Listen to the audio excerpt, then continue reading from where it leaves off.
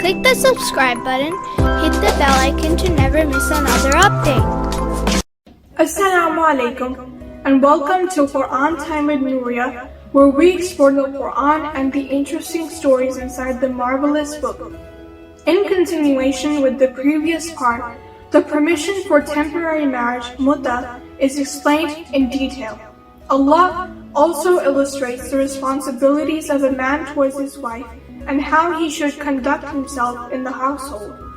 This part of the Quran also includes the ulul ammar verse, which commands believers to obey God, the Prophet, and the ulul ammar, those vested with authority. The verse is one of the Quranic proofs for the infallibility and imamat of Imam Ali and other imams. There's no doubt the verse indicates the infallibility of ulul ammar. The reasoning is based on two main points. One, when God commands to obey someone unconditionally, it results in his infallibility, because it would be hypocritical if he is fallible and commands us to not commit a sin while he commits sins at the same time. 2. The word ulul amr is mentioned immediately after the word al-rasul, prophet, and because the obedience of the prophet is unconditionally necessary due to his infallibility, so the obedience of ulul amr is also unconditional. So it results in the infallibility of ulul amr.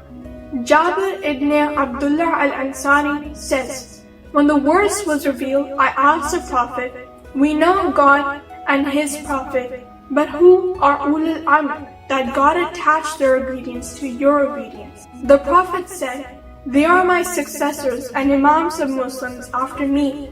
First of them is Ali, then al-Hasan, then al-Hussein, then Ali ibn al-Hussein and Muhammad ibn Ali, and so on. Prophet Muhammad, peace be upon him, is also mentioned as a link to Allah, and if we want to connect with Allah or ask Him for something, we should do it through the Prophet. Also in these verses, virtues of Imam Ali and the rest of the family of the Prophet are explained. In verse 69, the virtues of Imam Ali, Hazrat Hamza and Hazrat Jaffery are described. They are called martyrs, honest and righteous. Allah shared an important message encouraging Muslims to defend themselves when faced with danger and not to be afraid of death. Death can come even sitting at home, so going out to fight does not ensure death, nor staying at home is a guarantee of safety of life. One must have firm belief in Allah's authority.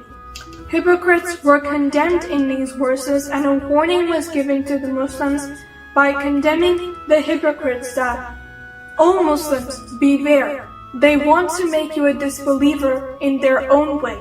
A believer should always be alert and should be able to identify hypocrites. A very strong tone was used while describing the punishments of a murderer.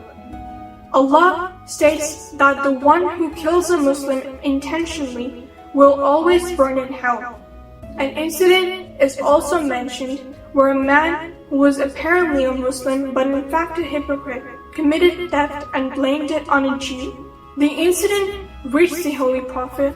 A verse was revealed and Allah told the Prophet that the thief was that hypocrite. That hypocrite fled to Mecca and became an open infidel. Allah also asks humans to be aware of Satan's tricks, as he is always ready to mislead. He asks us to follow the path of Prophet Ibrahim, respect women, and emphasizes the severe punishment for hypocrites.